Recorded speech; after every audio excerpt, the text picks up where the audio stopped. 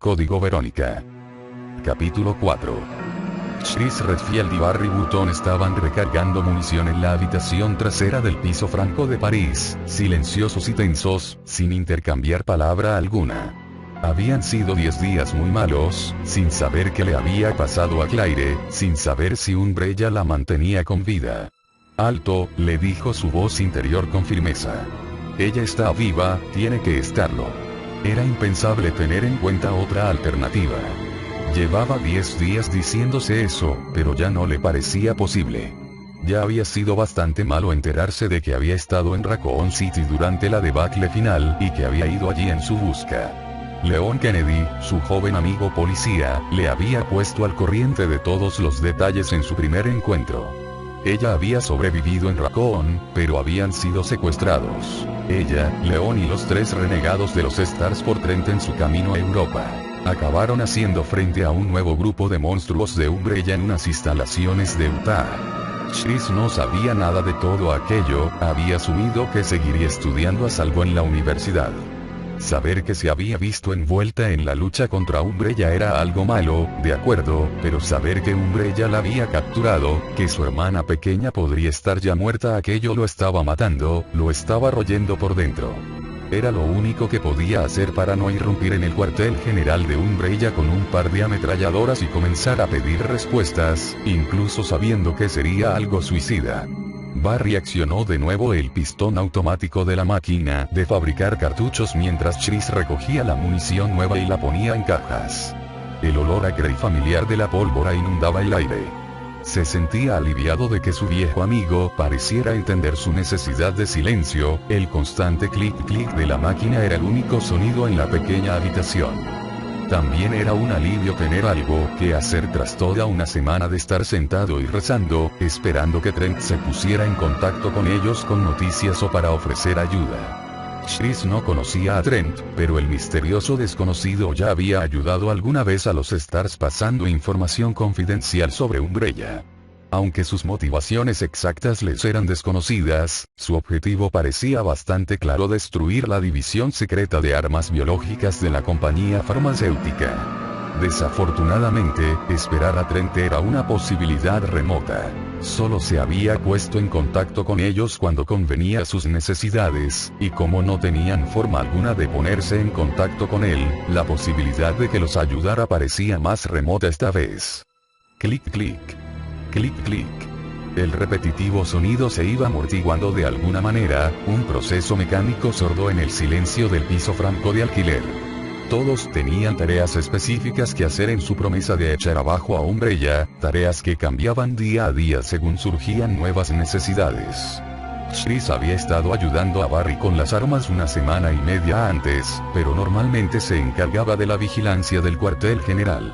Habían recibido un mensaje de Hill unas pocas semanas atrás, estaba de camino a París, y Chris sabía que su malgastada juventud sería muy útil para el reconocimiento interno. Leon había resultado ser un pirata informático medio decente, y estaba en la habitación de al lado sentado delante del ordenador. Apenas había dormido desde la captura de Claire, y había pasado la mayor parte de ese tiempo intentando seguir los últimos movimientos de Umbrella. El trío de Stars que había llegado con Claire y Leon a Europa, Rebecca, del grupo disuelto de Raccoon City, y los 2 Stars de Maine, David y John, estaban en ese momento en Londres, reunidos con un traficante de armas. Al fin y al cabo, lo habían pasado todo juntos, y los 3 trabajaban bien en equipo. No hay muchos como nosotros, pero tenemos la experiencia y la determinación necesarias. Sin embargo, Claire, al estar sus padres muertos, Claire y él habían desarrollado una estrecha relación, y él pensaba que la conocía muy bien. Ella era inteligente, fuerte y llena de recursos, siempre lo había sido, pero también era una estudiante universitaria, por Dios. A diferencia de los demás, ella no poseía ninguna preparación específica de combate. No podía dejar de pensar que había tenido suerte hasta entonces, y, en lo que se refiere a Umbrella, la suerte no era suficiente. Chris, acércate. Era Leon, y sonaba urgente. Chris y Barry se miraron. Vio reflejada su propia preocupación en la cara de Barry, y se pusieron en pie. Chris se dirigió con el corazón en un puño al lugar donde estaba León trabajando, dominado por la impaciencia y el miedo a la vez. El joven policía estaba de pie al lado del ordenador, con una expresión neutra. «Está viva». Eso fue todo lo que dijo León. Chris ni siquiera había sido consciente de lo mal que estaban las cosas para él hasta que oyó esas dos palabras. Era como si su corazón se hubiera liberado de repente después de haber pasado 10 días atrapado en un tornillo de banco, esa sensación de alivio tan física y tan emocional, de sonrojo. «Viva, está viva». Barry le dio una palmada en el hombro, riéndose. «Por supuesto que está viva, es una Redfield». Chris sonrió, dirigiendo su atención hacia León, y sintió como su sonrisa se desvanecía al ver la expresión cuidadosamente neutra del policía. Había algo más. Antes de que pudiera preguntar, León se dirigió a la pantalla y respiró profundamente. Leyó el breve mensaje 2 veces, para que lo digirieran lentamente. Peligro de infección, aproximadamente 37 sur, 12 oeste, como consecuencia del ataque, tal vez desconocido. No quedan malos, creo, pero no puedo moverme ahora. Vigila bien tus movimientos, hermano, conocen la ciudad, aunque no la calle. Intentaré volver a casa pronto. Chris se puso en pie, su mirada se cruzó con la de León en silencio mientras Barry leía el mensaje.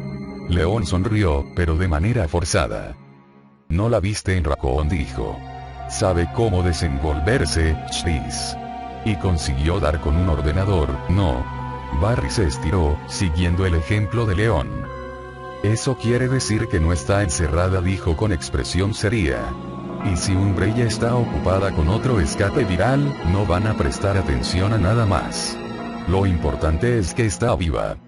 Chris asintió con la cabeza con gesto distraído, su mente ya ocupada con lo que necesitaría para el viaje.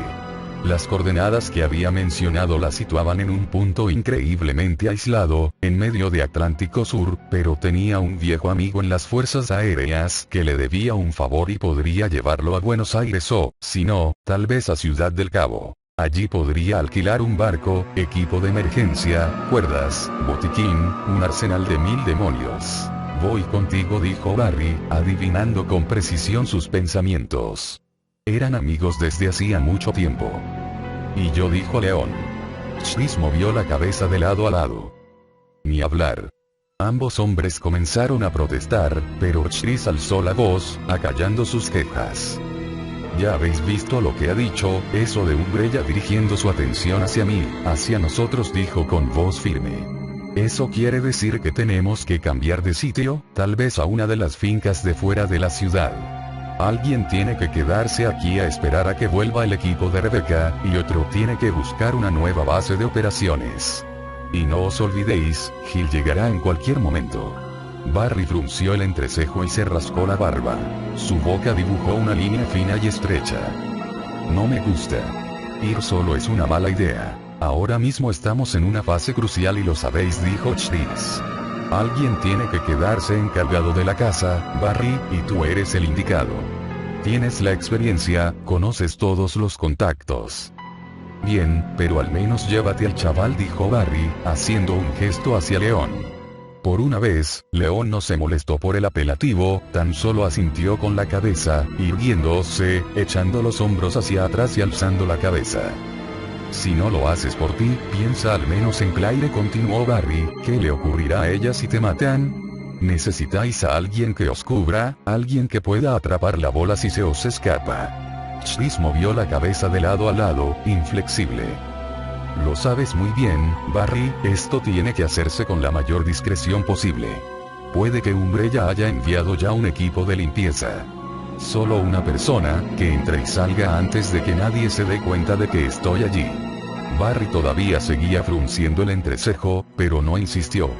Tampoco lo hizo León, aunque Chris podía ver que estaba intentando aceptarlo. Era obvio que el policía y Claire habían estrechado relaciones. «La traeré de vuelta», dijo Chris, suavizando el tono y mirando a León. León dudó, luego asintió con la cabeza, ruborizándose y haciendo que Chris se preguntara hasta qué punto exactamente habían estrechado las relaciones su hermana y León. Luego, Me puedo preocupar sobre sus intenciones si volvemos vivos, cuando volvamos vivos, se corrigió rápidamente. Si no era una opción.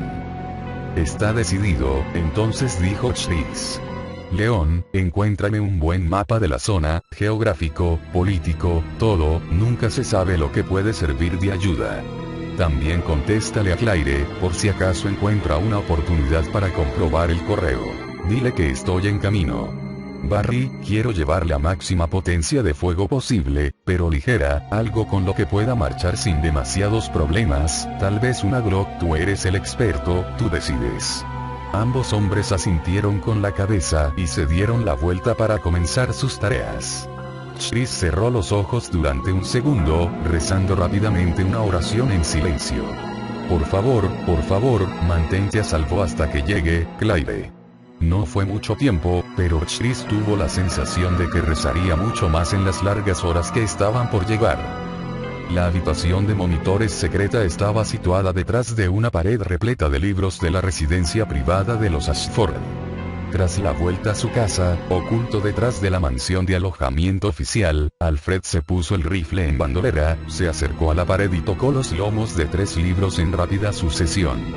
Sentía cientos de ojos que lo observaban desde las sombras del salón delantero y, aunque ya se había acostumbrado hacía mucho tiempo a la colección desperdigada de muñecas de Alexia, a menudo deseaba que no le observaran de forma tan intensa. Había ocasiones en las que esperaba cierta intimidad. Al girar sobre sí misma la pared, oyó el silbante chillido de los murciélagos que se escondían en los aleros y frunció el entrecejo, torciendo los labios. Parecía que habían entrado en el ático durante el ataque. No importa. Las preocupaciones para otro día. Tenía otros asuntos más importantes que exigían su atención. Aparentemente, Alexia se había retirado a sus habitaciones una vez más, lo que era incluso mejor. Alfred no quería molestarla, y las noticias de un posible asesino en Rockford tendrían ese efecto. Entró en la habitación oculta y cerró de un empujón la pared cuidadosamente equilibrada. Normalmente había 75 cámaras entre las que podía escoger, que se podían ver en cualquiera de los 10 pequeños monitores de la diminuta habitación, aunque la mayoría del equipo distribuido por las instalaciones había sido dañado o destruido, dejándolo tan solo con 31 imágenes utilizables. Conociendo las malas intenciones de Claire de robar información y buscar a Alexia, Alfred decidió concentrar su atención en su vía de entrada a las instalaciones de la cárcel. No tenía ninguna duda de que aparecería dentro de poco tiempo. Alguien como ella no tendría la educación de morir en el ataque o como resultado de él, aunque según aumentaban sus expectativas y crecía su interés en el juego, comenzaba a inquietarle que ella hubiera, de hecho, desaparecido. Afortunadamente, su suposición inicial había sido correcta.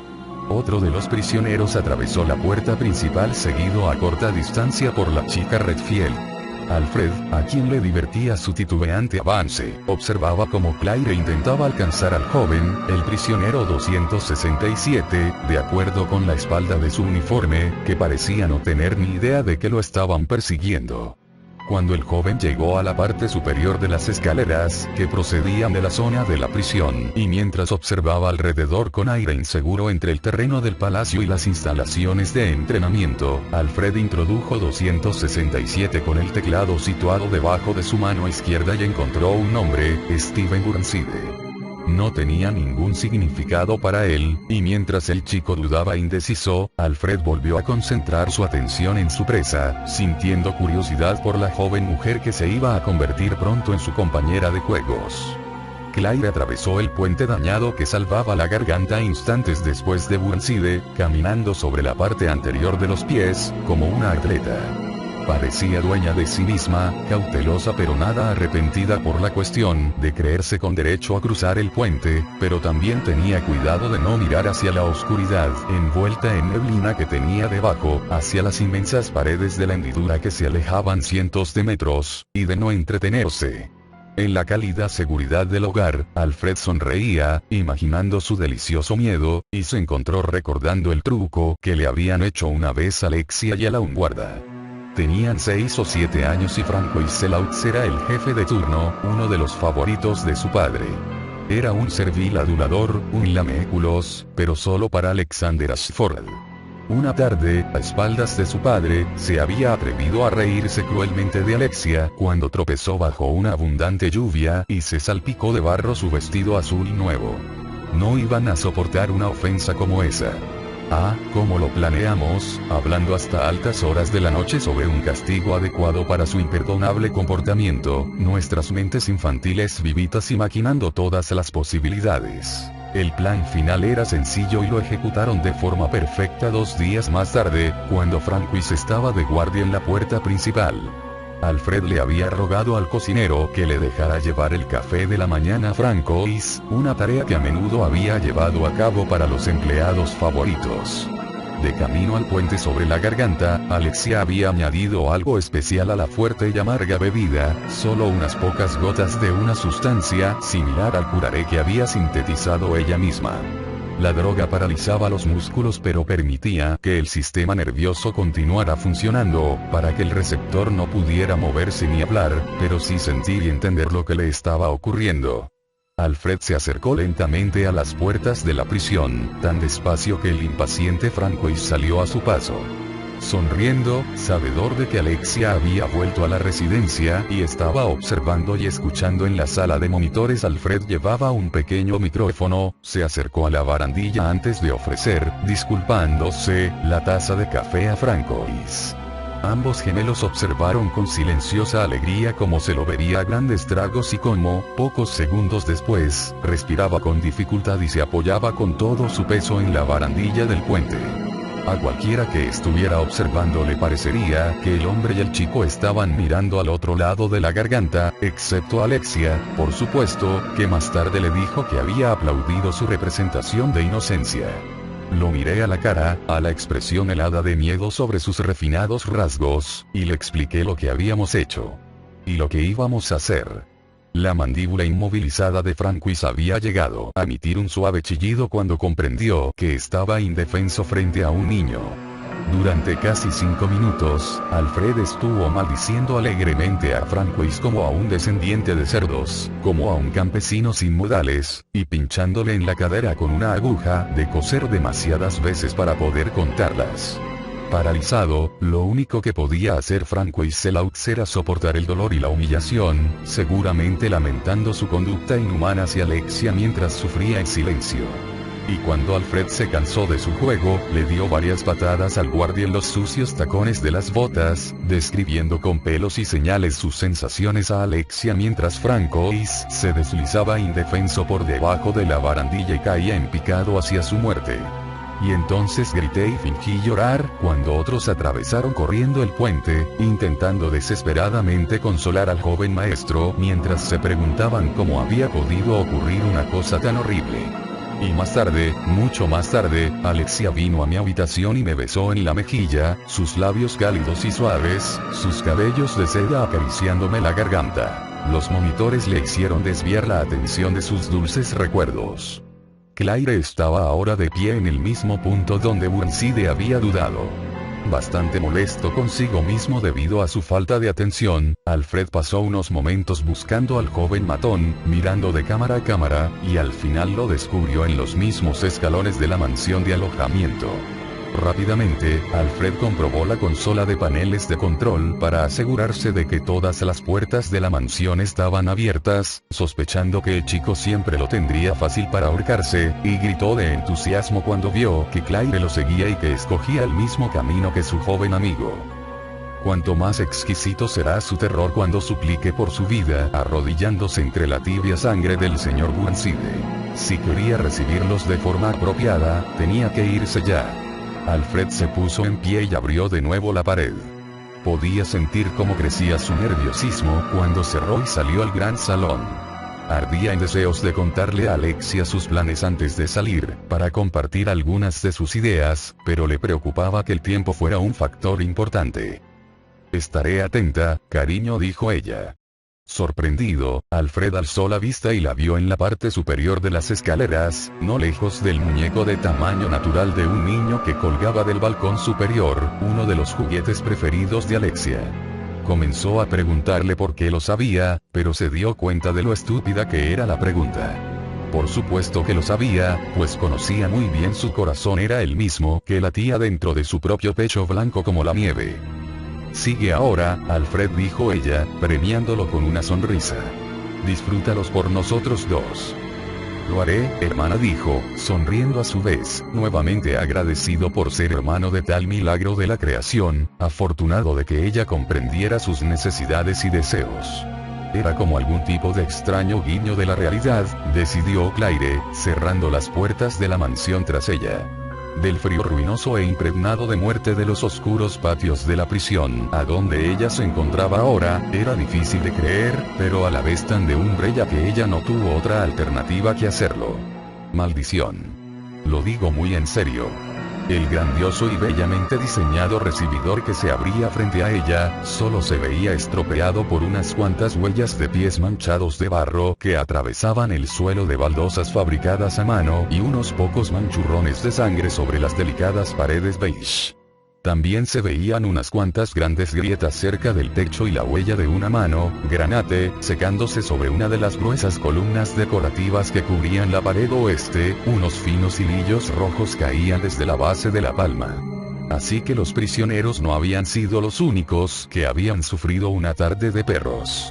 Era un poco clasista y mezquino por su parte, lo sabía, pero le hacía sentirse un poco mejor saber que a los jefazos de Umbrella les habían zurrado igual que a los demás. Se quedó en pie donde estaba durante un momento, aliviada de estar a cubierto y todavía ligeramente conmocionada por las diferentes caras de la instalación de Rockford, como ella había comprobado en el diseño. Detrás de una de las columnas a su izquierda había una puerta azul, una segunda puerta en la esquina noroeste de la espaciosa habitación. Justo enfrente había un mostrador de recepción de caoba encerada, situado junto a un tramo abierto de escaleras a lo largo de la pared derecha que conducía a un balcón en el segundo piso, decorado con un retrato con extraños desperfectos. La cara de la persona retratada había sido rayada a propósito. Claire descendió hacia el recibidor, se agachó y deslizó un dedo por las huellas de pisadas embarradas, todavía estaban húmedas. Otras huellas conducían a la puerta de la esquina. No podía estar segura de que fueran de Steve, pero creía que era lo más probable. Él había dejado rastros desde la puerta abierta de la prisión hasta un par de casquillos caídos justo fuera de la mansión, junto con 2 perros muertos más. Para un joven con obvios problemas, era un tirador sorprendentemente preciso. Entonces, ¿por qué me estoy metiendo en tantos problemas para ayudarlo? Pensó amargamente. No quiere mi ayuda, no parece necesitarla, y no es que no tenga nada más que hacer. Cuando él dejó de correr, ella no le había seguido inmediatamente, pues quería enviar un mensaje a León tan pronto como fuera posible. También se había sentido obligada a realizar una búsqueda rápida de suministros médicos en la oficina, algo para ayudar a Rodrigo, pero no encontró nada que le sirviera. ¡Socorro! ¡Ayúdenme! Un grito apagado en el edificio. Steve. Déjenme salir. Que alguien me ayude. Claire fue corriendo hacia la puerta de la esquina con el arma preparada. Golpeó la pesada madera y la puerta cedió y se abrió a un largo pasillo. Steve volvió a gritar desde el otro extremo del corredor. Claire dudó el tiempo suficiente para comprobar que los 3 cuerpos que estaban desparramados sobre el suelo de baldosas no iban a levantarse y echar a correr. Miró fijamente a la puerta que tenía enfrente. ¡Ayuda! Dios, ¿qué le ocurre? Su voz quebrada sonaba presa del pánico. Llegó al fondo del salón y empujó la puerta, corrió moviendo el arma de un lado a otro, y no vio nada, tan solo una habitación con vitrinas y sillones. Una alarma estaba sonando en algún sitio, pero no podía ver su procedencia. Movimiento a la izquierda.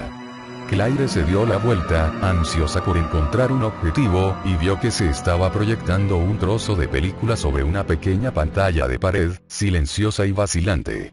2 atractivos niños rubios, un chico y una chica, estaban mirándose fijamente a los ojos. El niño sostenía algo que se retorcía.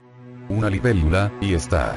Claire apartó la mirada involuntariamente, asqueada. El niño estaba arrancando las alas del insecto, sonriendo, ambos niños estaban sonriendo. Steve. ¿Por qué ya no gritaba? ¿Dónde estaba? Debía de estar en la habitación equivocada. Claire, aquí. Abre la puerta. Su voz provenía de la parte trasera de la pantalla de proyección. Claire atravesó corriendo la habitación, buscando en la pared, distraídamente consciente de que los niños rubios habían colocado a la torturada libélula en una caja llena de hormigas, y contemplaban cómo éstas picaban al insecto lisiado hasta matarlo. ¿Qué puerta? ¿Dónde? Gritaba Claire, deslizando sus ansiosas manos por la pared, empujando una vitrina de cristal, tirando de la pantalla, y la pantalla se levantó, desapareciendo por una ranura.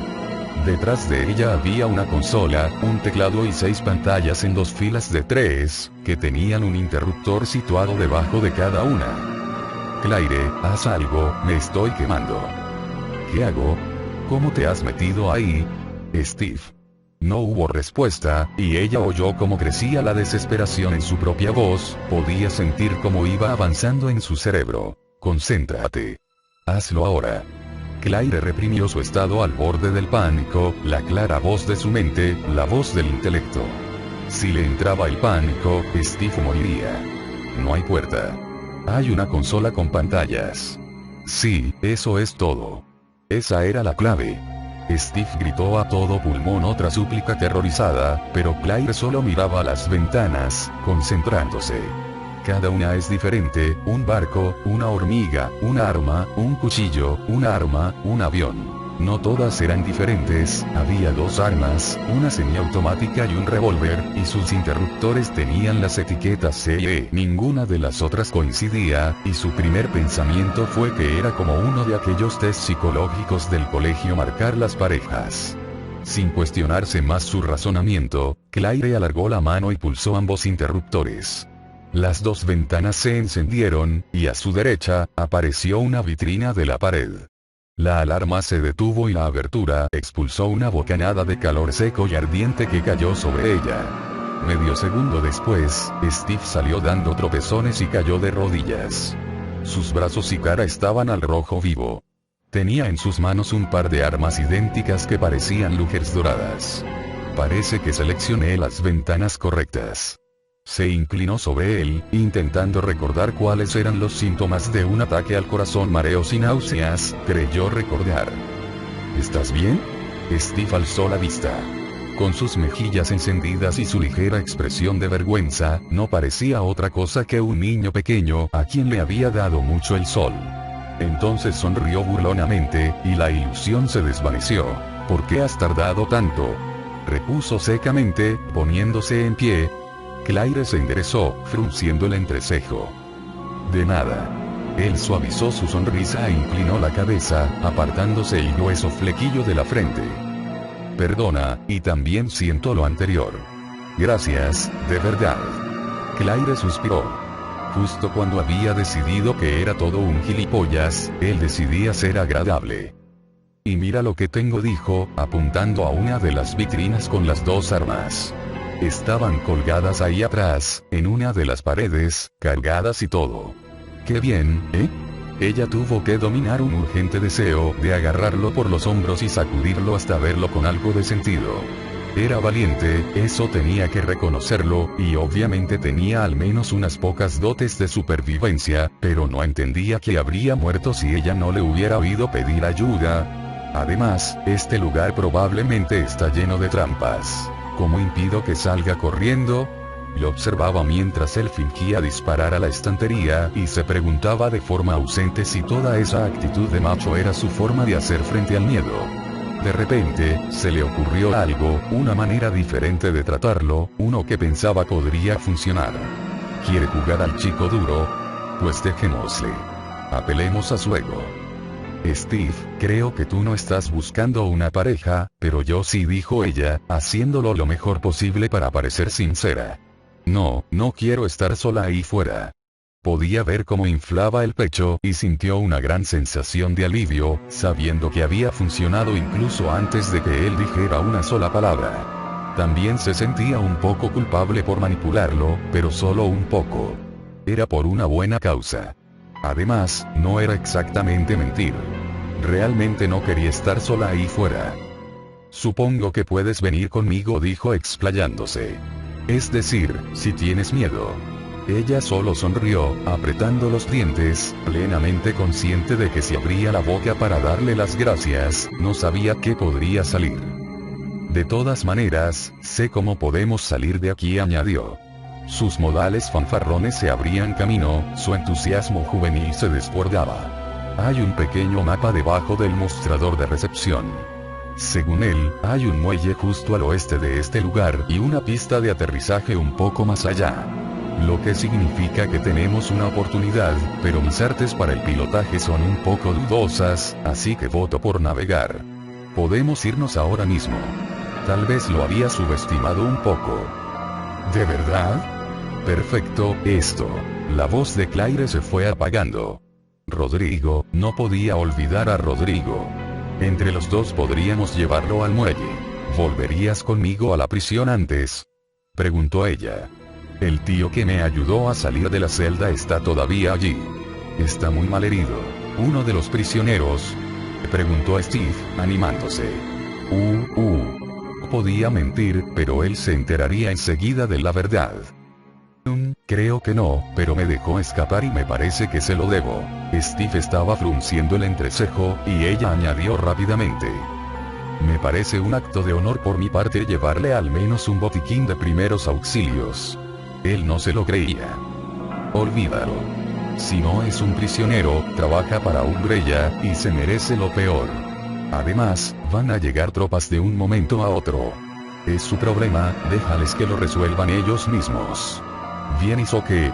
Claire le sostuvo la mirada y vio ira y dolor en sus oscuros ojos, seguramente causados por Umbrella. No podía culparlo por sus sentimientos, pero tampoco estaba de acuerdo con él, no en el caso de Rodrigo. Y ella tenía claro que moriría antes de que llegara Umbrella si nadie acudía en su ayuda. Supongo que no, contestó ella. Steve se dio la vuelta para irse, dio unos pocos pasos en dirección a la puerta y se detuvo, suspirando pesadamente. Se giró, claramente exasperado. De ninguna manera voy a arriesgar el cuello salvando a un empleado de Umbrella, y no te ofendas, pero creo que no estás en tus cabales por querer hacerlo, pero te esperaré, ¿de acuerdo? Vete y dale una tirita o lo que sea, y luego nos veremos en el muelle. Sorprendida, Claire asintió con la cabeza. Menos de lo que esperaba pero más de lo que preveía, especialmente después de su perorata sobre la gente rara que te va a defraudar.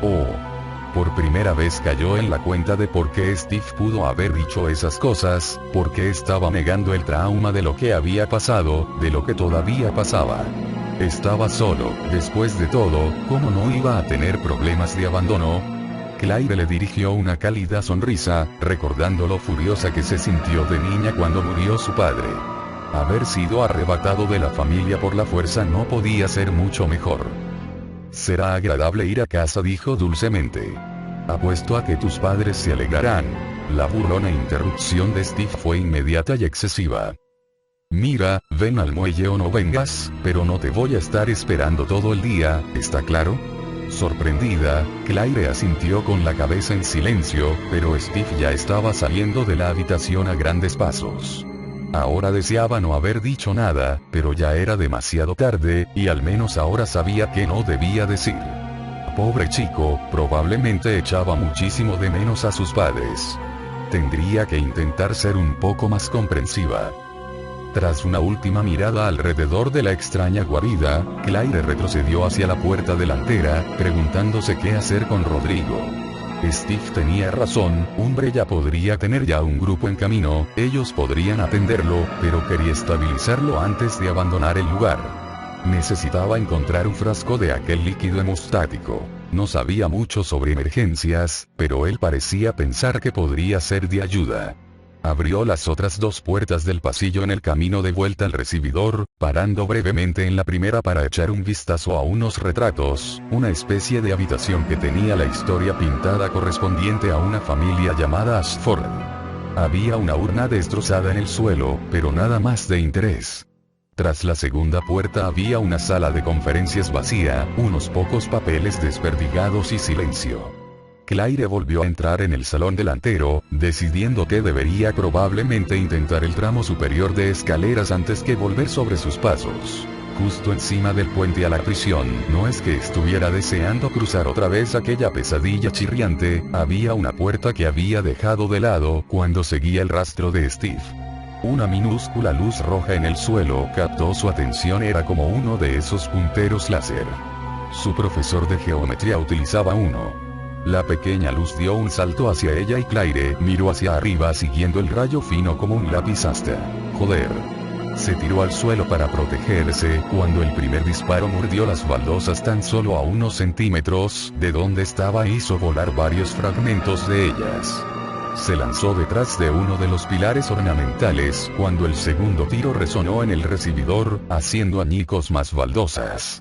Se puso en pie con dificultad, intentando hacerse tan pequeña como fuera posible, preguntándose si realmente había visto lo que creía haber visto: un hombre delgado y rubio con un rifle con mira láser, vestido con lo que parecía una chaqueta del uniforme de gala de un club de yates, roja oscura, a juego con un pañuelo ahuecado blanco y un cordón dorado. La idea infantil de vestimenta de un noble. «Mi nombre es Alfred Ashford», dijo en alto una voz fina y presumida. «Soy el comandante de esta base, y le exijo que me diga para quién trabaja». ¿Qué? Claire deseó poder decir algo brillante, alguna respuesta rápida, pero no pudo pasar de ahí. ¿Qué? Preguntó en alto. «Ah, no tiene sentido que finjas ignorancia», continuó, mientras su voz burlona temblaba un poco, como si estuviera descendiendo por las escaleras. «La señorita Claire Redfield. Sé lo que estás planeando, lo sé desde el principio, pero no estás tratando con un cualquiera, Claire. No cuando estás tratando con un Ashford». Se reía con disimulo, una risa nerviosa aguda y casi femenina, y Claire estuvo de repente totalmente segura de que era un loco. Estaba hablando con un loco. Sí, y haz que siga hablando si no quieres perder su posición. Podía ver el parpadeo de la pequeña luz roja en la pared situada a su espalda, como si estuviera intentando mantener el pilar en la mira. «Bueno, Alfred. ¿Qué es eso que estoy planeando?». Levantó el mecanismo de su semiautomática tan silenciosamente como le fue posible, asegurándose de que había una bala en la recámara. Fue como si no hubiera hablado. «Nuestro legado de profundidad, supremacía e innovación no tiene duda alguna», dijo Alfred, arrogante. «Mi hermana y yo podemos rastrear nuestra genealogía hasta la realeza europea, y hasta algunas de las mejores mentes de la historia. Pero, la verdad, no creo que tus jefes te dijeran todo esto, ¿verdad?». «¿Mis jefes?». «No tengo ni idea de qué estás hablando», gritó Claire, mientras observaba el parpadeante punto rojo y decidía que podía lanzar una mirada rápida desde detrás del otro lado del pilar, tal vez incluso hacer un disparo antes de que él pudiera localizarla. Cuanto más hablaba Alfred, más fuerte era su sensación de que encontrarlo cara a cara sería una mala idea. Las personas desequilibradas y peligrosas eran impredecibles en el mejor de los casos. Él había mencionado a una hermana a los niños de aquella película con la libélula. No tenía ninguna prueba, pero sus instintos clamaban un resonante sí. Parecía haber sido constante en su camino, de repulsivo niño a adulto repulsivo. «Por supuesto, si estuvieras dispuesta a rendirte ahora mismo», susurró Alfred, «tal vez pudieras persuadirme de que te perdonara la vida. Siempre que confieses tu traición a tus superiores. Ahora». Claire agachó la cabeza junto al pilar, arma arriba, y van. Madera y yeso explotaron junto a su cara y el disparo astilló la moldura del pilar cuando ella se echó para atrás. Se dejó caer contra el pilar mientras respiraba de forma rápida y a bocanadas. Si el otro hubiera sido un pelín más preciso. «¿No eres tú el pequeño conejo veloz?», dijo Alfred, que sonaba inconfundiblemente divertido, o debería decir una rata. «Eso es lo que eres, Claire, una rata. Tan solo una rata enjaulada». Otra vez aquella risa nerviosa, enajenada y artificial, pero estaba alejándose, siguiéndolo mientras subía las escaleras. Pisadas, y luego una puerta que se cerraba. Se había ido. Bueno, no culminaba eso de una forma agradable todo lo que había pasado. ¿Qué es un desastre biopeligroso sin un loco o dos? Sería casi divertido si no fuera algo tan demencial. Alfred era un pirado. Claire esperó un momento para estar segura de que se había ido, respiró pesadamente, aliviada pero no relajada. No se relajaría, no se podría relajar hasta que estuviera bien lejos de Rockford, dejando bien atrás Umbrella, la locura y sus monstruos. Dios, estaba cansada de toda aquella mierda. Era una teniente mayor de segundo año, le gustaban el baile, las motos y una buena taza de leche caliente en un día lluvioso. Quería a Chris y quería llegar a casa, y como ninguna de esas dos cosas parecían probables en este momento, decidió que se conformaría con un buen ataque de nervios, completo, con gritos e histéricos golpes en el suelo. Era casi tentador, pero eso tendría que esperar también. Suspiró para sus adentros. Alfred había subido la escalera, así que pensó que mejor sería que subiera a comprobar aquella otra puerta que había dejado de lado cerca del puente, y ver si podía encontrar allí algo para Rodrigo.